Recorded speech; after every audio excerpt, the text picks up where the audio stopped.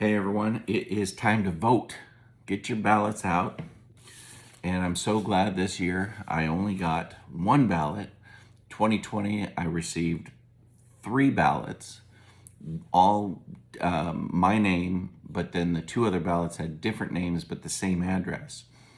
What was crazy about that is at the time I was renting a townhouse that was brand new. I was the first person to move in, and I got three ballots sent with that address, brand new address, brand new townhouse that was built. So, that subdivision wasn't even there.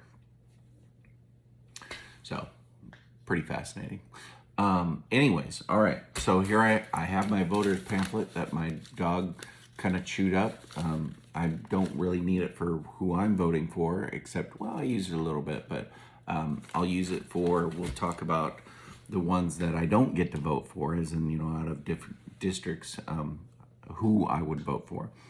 So here we go. Some people aren't going to like it. Some people are going to like it. Doesn't matter. This is what I think.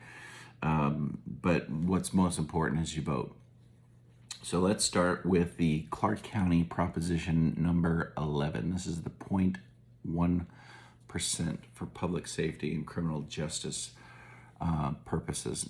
I am voting no on this, and I'll tell you why. That might be surprising. Basically, it's really ambiguous. The way that it's written, it's like 60% is here, Clark County, and then 40% goes to, cities within Clark County, and then there's even going to be a split between what's going to be used for the justice system, i.e. the prosecuting attorneys, district or judges, and all that kind of stuff. And I'm not a big fan right now of the prosecuting attorney and what's going on with their office. They are very Democrat, very liberal, very progressive office. And I don't want to give them any money. And when it comes to paying officers more, we could do that right now. We could do that through ARPA, which I'm not a huge fan of that, but it's money that's already allocated. Might as well use it for purposes that are actually going to help the community. And the body cams, they could fund 2 years of body cams and add bonuses and salaries now. They could do it now with ARPA money. And this is really convoluted. I do not like this. I'm not a fan of raising taxes. And so I'm voting no. That might surprise you. But there you go. Senate, I'm voting for Tiffany Smiley. I mean, that's a no-brainer, folks. Tiffany Smiley, Patty Murray, she's terrible. She needs to be thrown out of there. All these people. It's bad news on that. So anyways, Tiffany Smiley all the way. 3rd Congressional District, I'm going to save that for last because that's the juiciest. That's definitely been one of the most exciting races in around here in Southwest Washington. So we'll save that for last, shall we say. So the Secretary of State, I'm voting for Mark Melosia. I don't know if that's the proper pronunciation, but I did some research, and I feel like he would probably be a good balance. You want someone who's got some kind of experience to be able to go in and not be blindsided by the bureaucracy, but also, stand for election integrity. From what I can see, that works. My district is District 20, Legislative District. Peter Barno, he's running unopposed. So Ed Orcott, for me, is unopposed. And, not too bad from what I can understand, even though I think, we'll just kind of move on. Peter Van Nortwick, he's running unopposed. So that's really anticlimactic there, even though he wasn't a huge fan of the petition. I called him, I talked to him about the mini initiative. He just didn't seem like he really was willing to support it. In fact, he didn't. He wasn't against it, so I'll give him that, unlike Paul Harris, who said he would not support it and was against it. County Auditor Brett Simpson. So some real fascinating things. This should not be on the on the ballot, according to the lawsuit that Brett Simpson just filed. And from what I can see, I think he's right. We'll see what the judge says. But Brett Simpson all the way. Greg Kimsey, I think, is incredibly compromised, corrupt. In fact, I've got some information that I'll be sharing pretty soon about him that will blow your mind regarding possible illegal activity. So anyways, County Clerk Scott Weber, voting for him. He actually was one of the few people who elected. So Vicky Kraft, Eileen Quiring O'Brien, and Scott Weber were the only elected Republicans who supported the mini initiative, publicly supported it. So there you go.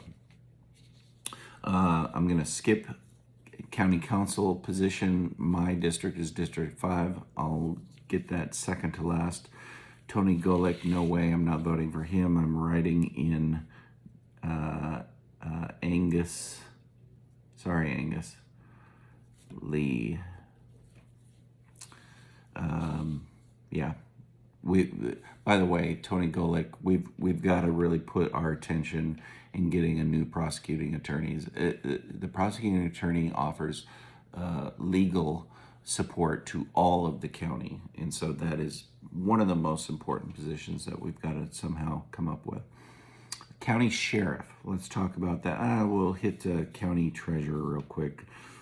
Alicia Topper, I hate that, and I got to come up with someone for county treasurer. In fact, I'm going to put in here Misty Ray. I think Misty would do a really good job as county treasurer. All right. So, Richfield School District proposition for me. I wrote the against statement for the bond a few months ago, which failed by 45 votes. I'm confident that my against statement, which was really solid, made the difference. Like 45 votes. I'm sure there was 45 people that I persuaded because of that. Me and a couple other people that put that together. But I am voting no on this, and I'll tell you why. A couple reasons. One is it's deceiving. Whoever came up with this whole property tax ratio deal of based on $1,000 assessed value, it's $150, and you're able to kind of, as they are saying, this isn't a new tax. Well, this was based on home values that were, I guess 10 years ago or 15 years ago or whatever it is. And, home values have, especially lately, have gone up crazy. So this is actually a 56%, if this passes, this is a 56% increase in what people will be paying based on the value of their houses going up. The other thing is that I think that we've got to cut off money to all of schools and until they start listening, until teachers and school boards and all of that kind of stuff start listening to parents and their concerns over critical race theory and sex ed and all of these other kind of woke agendas that are being promoted. And while all the basics they're failing or they're doing miserable in math and reading and all these kind of basic skills, money talks, and until they start listening, we need to cut off the money. So that's a big strategy that we need to educate teachers to get out of the unions, and we need to take over school boards. That's the three-prong strategy that I've advocated for. And then the emergency medical services property tax. I am voting yes on that. I do think that that's one of the things that, and it was close, by the way, on that .1. I do support all of that. Besides, I'd like a more detailed explanation of where the money is going. I don't like these vague, it could go there, it could go, different places. I don't like it. This one is very specific. I'm not a fan of tax raises or increases, but I do think that the levy for that. All right, let's work backwards. Now we got county sheriff. I am voting for Ray Reynolds. the reason why I'm doing this now, I tried to stay open in this race for quite a while, and watched the debates that the Clark County Republican women did, which was exceptional. I've met all three of these gentlemen. I think they're all good people. I really do. Horsch is an interesting candidate. I the Where I kind of got solidified was at the Patriots United event where they were there, and in particular, John Horsch. All three of the candidates disappointed me with their answers.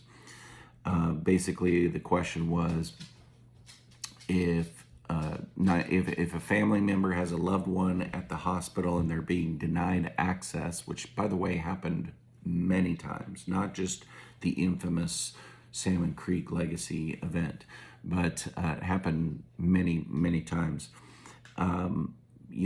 So if a family member calls the sheriff and says, "Hey, I'm the legal, person here. I should be in that room," and they're denying me, are they going to stand with that person, or are they going to stand with the hospital? And all three candidates, I thought, didn't do a great job. They basically said, "Well, we go and assess the situation." Okay, fair enough. But the answer really I was looking for is, we would assess the situation. It was pretty clear that they didn't want to touch it. And they all were thinking that I was thinking about the Legacy, Southwest Legacy, or the Salmon Creek Legacy event. Really wasn't. I mean, I think that that's an example, but I was actually thinking about all the other people that have been denied access as well.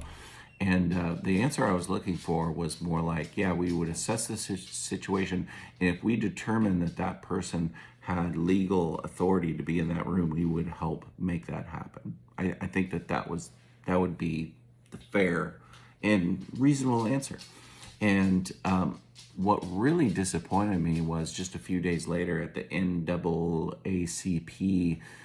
forum, John Horch volunteered this information. They asked him a question about disparity between are black people, white people treated differently, and just kind of out of the blue, Horch mentions the Salmon Creek Legacy incident and said, I thought those people should have been arrested. I thought that they should have been charged. And he said broke a crime. I think he meant broke the law.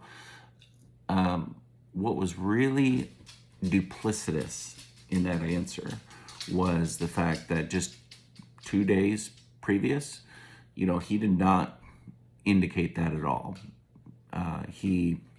And some people might pat him on the back and say, "Oh, that was really, politically savvy to, appease the Patriots United crowd, and then, walk into the NAACP crowd and give him that little juicy nugget." I don't find that appealing at all. In fact, that's what sealed the deal for me. And I have a ton of respect for Ray. I mean, I love Ray. I don't know Shook as much, gotten to know him a little bit.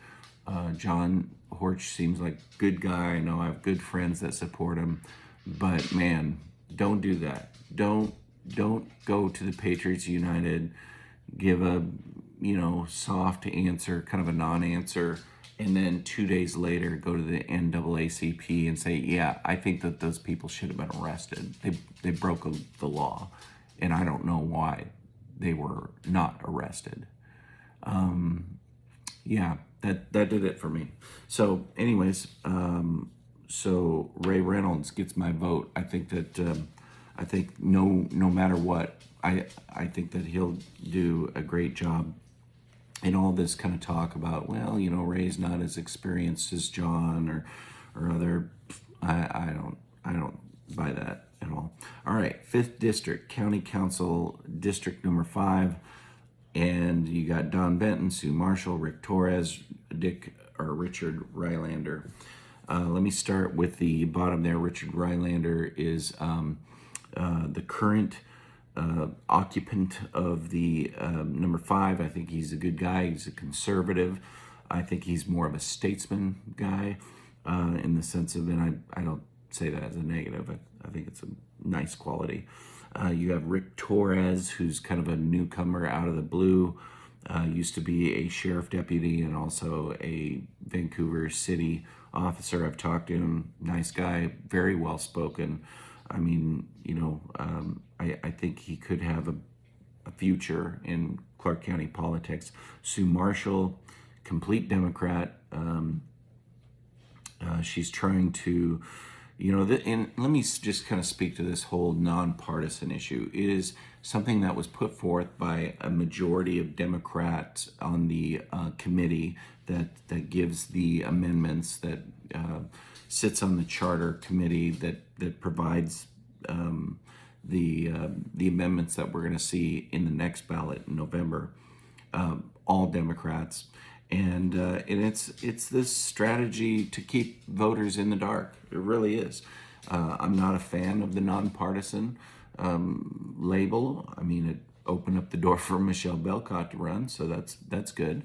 But I'm just not I'm a fan of voters having more information, not less. So Sue Marshall is endorsed by the Democrats. She's trying to kind of paint herself as, someone who, it's just hard to kind of tell, oh, is she green? Is she conservative? Is she this or that? She's a full-on Democrat and progressive. I don't like that term. And then you've got, and she backed out of the candidate forum, which I really didn't respect it as well. I think, hey, come, put your cards on the table, let people see, where you are. All right. And then you got Don Benton. So who am I voting for? I'm voting for Don Benton. And the reason why, I really like Dick, and I'll be honest, when Don Benton first announced that he was in the race, I was not happy. And some people know this, I just was like, dang it. And this is the time when I thought maybe Julie Olson was going to be, running. And I worked like a dog to get her pushed into District 5. I was instrumental in getting her censured, and then also, led the effort for redistricting to keep her in District 5. Because I had a feeling that if she got pushed in District 5, she would lose or she would drop out. She dropped out or retired, saying, I never intended to run. She already filed a PDC for the wrong year. Like, she put 2023, but she was planning to run, trust me. But anyway, so Don Benton gets my vote. Why? Because he's a fighter. And we need a fighter right now. All due respect to Richard, to Dick Rylander. I think he's a really solid guy, but I was very disappointed with and really kind of lost my vote, or I shouldn't say lost, but significantly hurt his chances with me when he made the motion and he passed the bonuses for the Clark County Council. I think that you've got to go into the Clark County politics. I think you've got to go to any of these positions, be it Congress, be it sheriff, be it anything, and you need to have the mindset of a paratrooper. Like, you are being dropped in behind enemy lines, and you got a job to do, and it's not going to be easy. And I just didn't see that mentality out of Dick. Again, smart guy. I think he is a conservative, but I think that we need someone who's got more experience and understands how things work and how the corruption happens, and the fact that Dick really got kind of snookered into and went along on the bonuses, $3.1 million of tax dollars, and it was how it was done as well, that the public, so Kathleen Otto put it in, she withheld it from the public until the day of the meeting, announced it verbally, added it to the agenda, so the public had no idea what was going on, and then by the time they had open discussion, it was before the vote. So basically, the public didn't get informed and didn't get to comment on this at all. I mean, it was egregious. It was just shoved through. It was, you know what? And the people down there, they probably pat themselves on the back, isn't like, yeah, we got this done. We got it done. And it's like, yeah, but how did you get it done? You got it done with really dubious, and I was really disappointed. I was disappointed in Dick that he fell for the reasoning that basically, we were dealing with the loss of county employees, which I'm not doubting that we are losing some employees, but I'm okay with that. I think that the county needs to lean up a little bit. I think that if someone, that's a great job, by the way, as in like the benefits and all that kind of stuff. So, and they didn't make the case at all. They didn't make the case that, okay, by spending $3.1 million in by these retention bonuses, we're going to save, let's say 5 million in, preventing the loss of employees. They didn't make that case. So I thought it was terrible, and I appreciate Dick, but we need a fighter. We need someone who's going to go in there and understand it from day one. And Don Benton gets it. He really does. He understands that there's got to be just wholesale changes, and he's willing to do it. He didn't care what people think about him, and I think that Dick and others, they really care too much about what people think and being liked and stuff like that. And I get it. It's not a super negative kind of thing. It's a general human desire, but we need fighters right now. So I'm fighting for Don Benton. He's fight, baby. All right. So that brings me to, drum roll, please. That brings me to the 3rd Congressional District. And so we've got some good candidates. So the latest person, or the last person to really kind of come in, was Vicky Kraft. Which Vicky Kraft, oh, by the way, she was the other elected Republican that supported the mini initiative. So you had Vicky Kraft, Eileen, and Scott. I believe those were it. So I have tremendous respect for Vicky. And I just think that she came in too late. Timing is an aspect in politics, and came in too late. They were already going.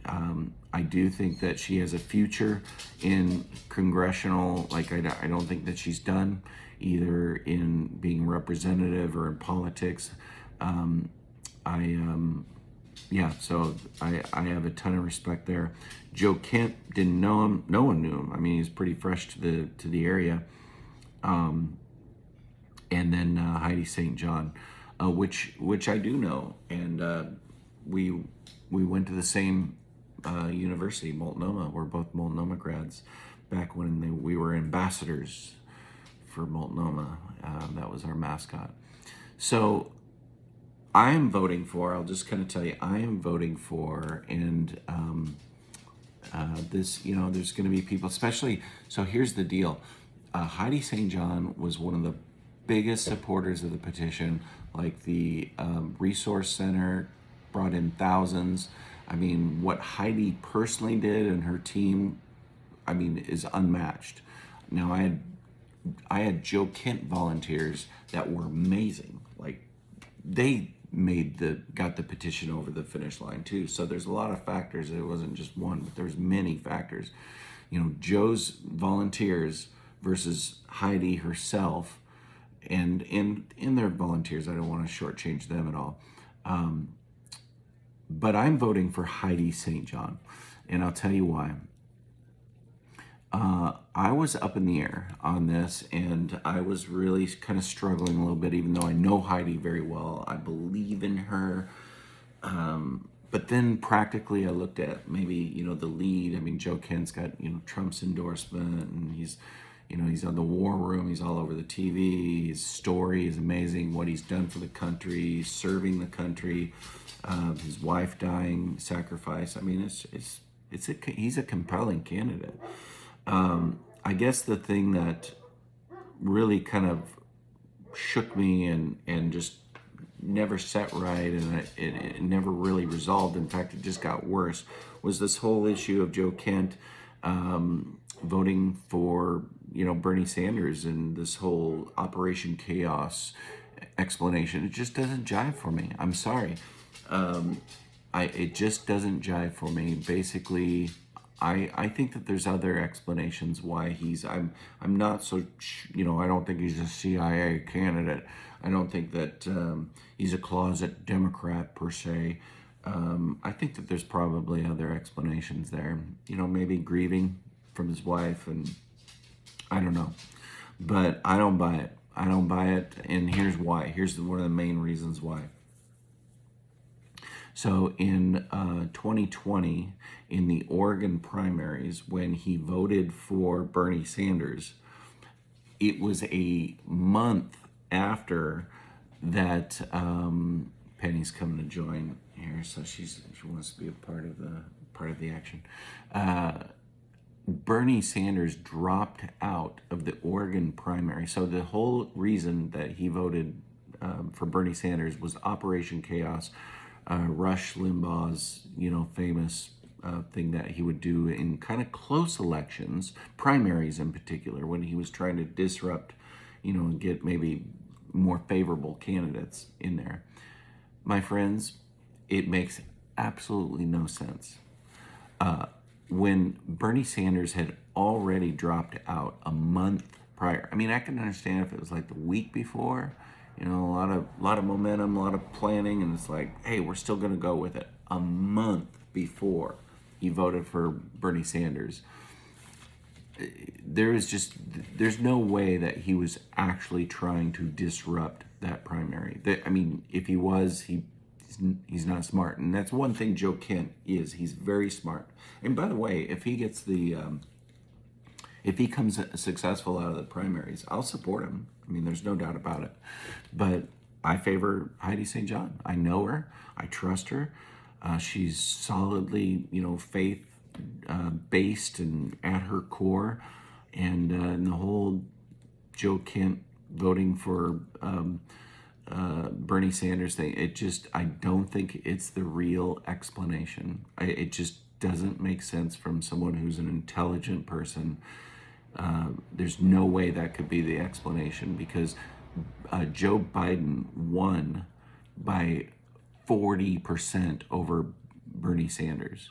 Okay, so Operation Chaos is for close or closer races. I mean, races that you could tip the scale, that you could make a difference. There was none. And there was no organized effort in Multnomah, Oregon, Multnomah County in Oregon. None. And so I'm voting for Heidi St. John. All right, there's who I'm voting for. Get out there, vote, and help. Oh man, I almost forgot. So I wanted to go over real quick who else. Now, I don't get to vote for these people, but my dog is chewing on her collar, and she needs to stop that. So I need to get her to stop that. She's got her mouth caught in it. Now stop that. All right, fix that.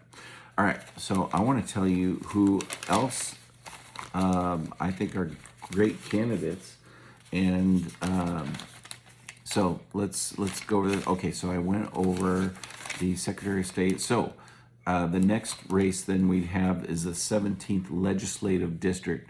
So Hannah Joy, I think that she's just a no-brainer. She's a great candidate. I think that she'll do an amazing job there. I don't get to vote in that, but if I were voting in the 17th position 1, I'd vote for Hannah Joy. So then you've got the 17th Legislative Position 2. I'm not really wild about all these candidates, but I would vote for Earl Bowerman. Sorry, Justin. I think you're a good guy. I like your story, but I still think there's still some time there. I think you're not quite ready for that. Don't be mad at me. That's just my opinion. 18th Legislative District, Position 1. Stephanie McClintock is the Republican. John Zingale. I just wouldn't vote on that, honestly. I mean, maybe Stephanie. I just think that she is not a strong conservative.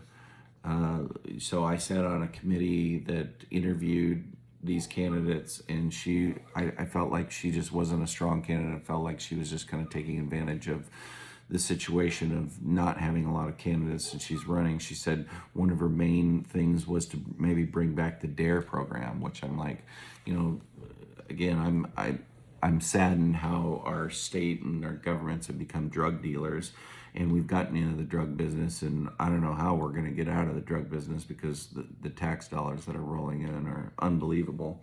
But so good luck with that. And the other thing is the DARE program wasn't that successful just from the outcomes kind of perspective. That whole scared straight kind of mentality, it just doesn't work. It doesn't work that well. Now, I do think that maybe some forms of it, I'm trying to fix my dog. Sorry. I wish she'd stop chewing on her. She gets her mouth caught in the harness there. So she's just a puppy. So she's... All right, so yeah, I just think, in today's age with the abuse of the Inslee emergency powers, she wouldn't touch it. She wouldn't touch a lot of other things. Election integrity, she said that she supported Kimsey, thought he was doing a fine job. I mean, she just smells and has establishment, like push come to shove, she's not going to fight. She's going to, stick her finger in the wind and figure out which way she's going to go. Sorry, that's the way I see it. All right, so the 18th Legislative District, Position Number 2. Boy, has this gotten wild. And this is with John Lee, Duncan Camacho, Greg Cheney, Brad Benton. So my original vote would be for John Lee, in the sense of just, put all the drama of being disqualified aside. I like John. I think he's an incredible voice for Clark County and issues like transportation in particular, but a lot of other issues. But, what happened. I wasn't a big fan of that strategy. I told John that, with all due respect. I love him. And, but now we're in a situation where we've got Greg Cheney, Brad Benton. Greg Cheney's a complete moderate to Democrat type of, I hate to use labels like Rhino, but I really think that fits him. I think that everyone should not vote for Greg Cheney, I'll tell you that much. But I would vote for Brad Benton. So there you go, for sure. Don't touch Greg Cheney with a 10-foot pole. That's my opinion, my thoughts. All right, so 49th Legislative District, Position Number 1. Park Lafayette, he was at the Patriots United thing. I was not impressed with him. I don't think he's a conservative Republican. But, compared to Sharon Wiley, I guess he's a better candidate. He didn't, I was not impressed. I don't want to go into too lengthy diatribe here, but so then you got 49th District, Position Number 2, Jeremy Baker all the way. Come on, that's a no-brainer. Ask me that without moving your lips. This is really a no-brainer kind of situation. And then, you got, I voted for Brett Simpson. I think that's it. I think that's all. Oh, wait. How can I forget? District Number 1, the last one, Clark County Council in District Number 1, Doug Coop. I would vote for him. And last but not least, County Council District Number 2, no suspense here, Michelle Belcott all the way over Kim Hamlick and Chartisha Roberts. That's just a no-brainer. If Michelle Belcott, Kim Hamlick, I've got some real, she's super sweet, super nice. I think, I wouldn't mind sitting down and hearing more on the issues, quite frankly, in the forums and the interviews and all the stuff I've heard. I haven't gotten clarity from her. There's just very little clarity. I sense a lot of hesitation to say what she really thinks. I think that she's pro-abortion, and she doesn't want to say it. I think that I know that she has a prominent Democrat as her treasurer, and Betty Sue Morris endorses her, and I'm like, so what? Yeah, I'm not so sure she's a Republican. I don't know what to do there. Chartisha Roberts is endorsed by the Democrat Party, but she was not endorsed. She was the only candidate in District 2 not to be endorsed by the Columbian. That says a lot. So Michelle Belcott, all the way. So get out there, fill out your ballots. Don't hate me because I have an opinion. Don't hate me because maybe I vote different from you. One of the things that I'll just say is, no matter what the fallout is, we'll get behind good candidates for November for the general and help them win. But now is the time when who's going to be running in November is shaped. So it's super important. Get out there, vote. And there's our cue to hang it up. Good day.